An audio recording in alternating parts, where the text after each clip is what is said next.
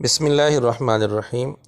ناظرین، انجینئر محمد علی مرزا جہلمی نے اپنے فالورز کو اس قدر اعتماد میں لے لیا ہے کہ وہ انجینئر کی ہر بات میں اندھا دھند پیروی کرنے لگے ہیں اور اس پر اعتماد کرنے لگے ہیں۔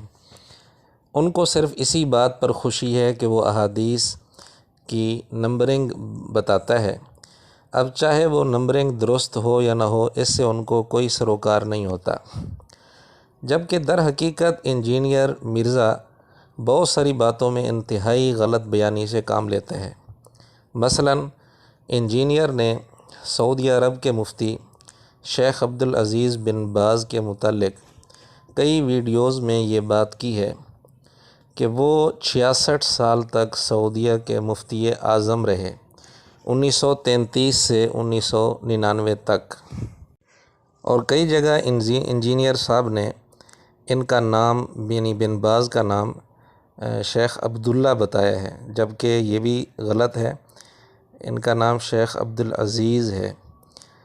اور خود عبداللہ بن باز رحمۃ اللہ علیہ جو مفتی اعظم سعودی عرب 66 سال تک رہے ہیں، 1933 سے 1999 تک، اور عبداللہ بن باز نے جو نماز نبوی کا طریقہ چھاپا ہے اپنا، مفتی اعظم سعودی عرب 1933 سے 1999 تک، 66 سال تک، انہوں نے اپنی نماز کے طریقے میں یہ لکھا ہے، قائم ہوگی 1933 میں جا کے یہ صحیح اسٹیبلش ہوئی ہے۔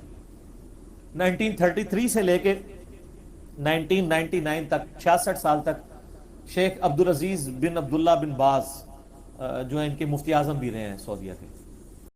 بہرحال یہ جو انجینئر صاحب نے بات کی 66 سال تک سعودیہ کے مفتی اعظم رہنے کی، 1933 سے 1999 تک، یہ بات سراسر غلط اور بے بنیاد ہے۔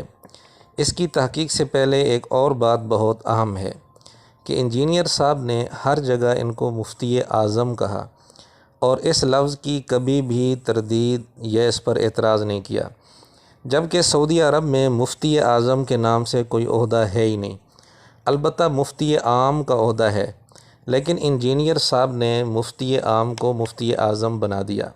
ٹھیک ہے، ہمیں اس پر کوئی خاص اعتراض نہیں، لیکن ہمیں شکوہ اس بات پر ہے کہ مرزا صاحب امام ابو حنیفہ رحمۃ اللہ علیہ کو امام اعظم کہنے اور ماننے پر تیار نہیں ہیں کہ ان کے مقابلے میں امام اعظم چھوٹا ٹائٹل ہے، وہ تو اسپیسیفک ہو گئے، سارے اسپیسیفک کو جمع کر کے آپ امام اعظم کہہ دیتے ہیں، اعظم کہتے ہیں سب سے بڑے کو۔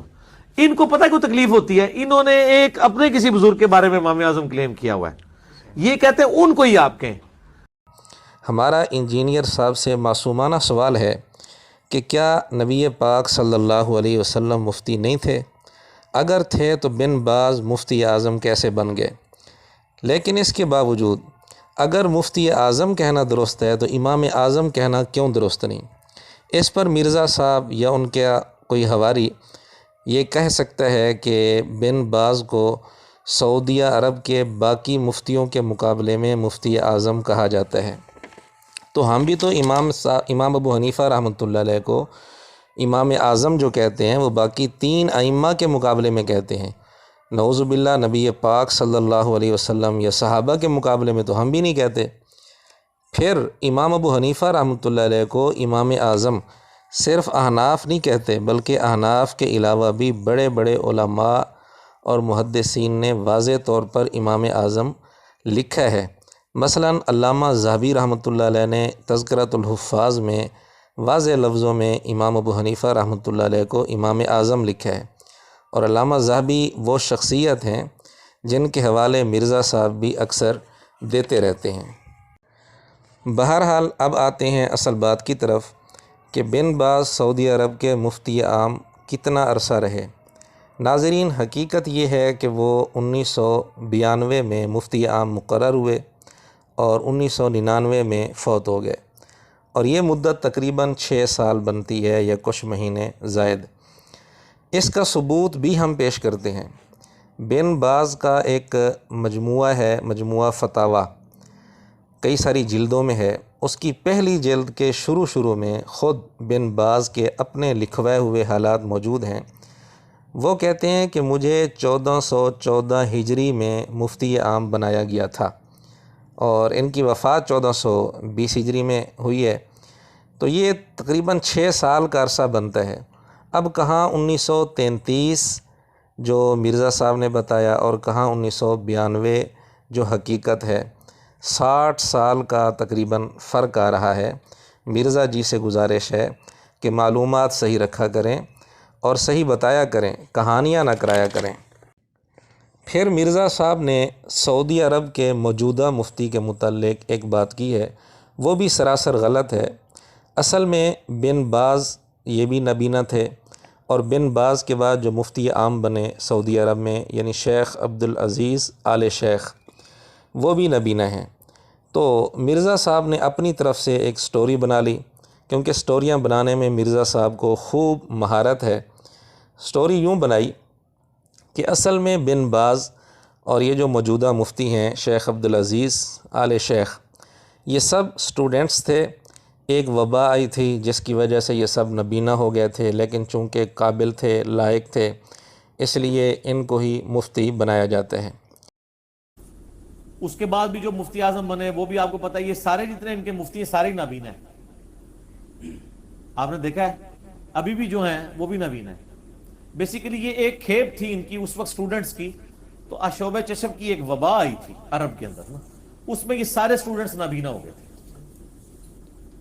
یہ نہیں ہے کہ سعودیہ والے ڈھونڈتے ہیں جو نابینا ہو اس کو مفتی اعظم لگانا ہے، نہیں، یہ وہ اسی کھیپ کا حصہ ہے۔ یہ لائق ترین سٹوڈنٹس تھے اس وقت کے، تو ان سارے بچوں کی آنکھیں بن باز جب یعنی مفتی اعظم بنے ہیں سعودیہ کے، اس وقت ان کی بلو 30 عمر تھی۔ 18 سال کی عمر میں ان کی آنکھوں کا مسئلہ شروع ہوا، 20 سال تک بینائی چلی گئی تھی۔ اس سے پہلے وہ تعلیم حاصل کر چکے ہوئے تھے، اور وہی ان کی پھر چلی آگے۔ تو چونکہ وہ سارے وہ نابینا سارے اس لیے ہیں۔ سامعین، ہمیں بڑی حیرانی ہوتی ہے کہ مرزا صاحب اتنی جلدی سٹوری اور کہانی کیسے گھڑ لیتے ہیں۔